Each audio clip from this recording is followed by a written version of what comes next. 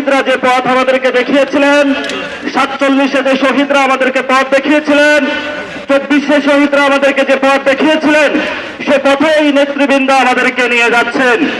আপনারা জানেন গত 12 ফেব্রুয়ারি যে নির্বাচন হয়েছিল, আল্লামা মামুনুল হককে তারা ভয় পায় বলেই পার্লামেন্টে ঢুকতে দেয় না।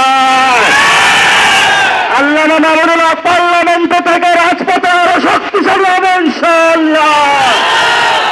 আমরা এক আল্লাহ ছাড়া কাউকে ভয় পাই না। আমিও মাদ্রাসায় পড়াশোনা করছি।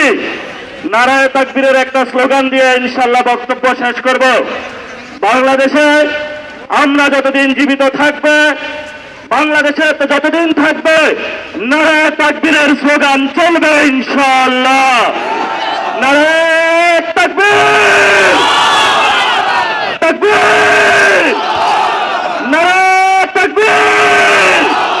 সবাই ভালো থাকবেন, দোয়া করবেন।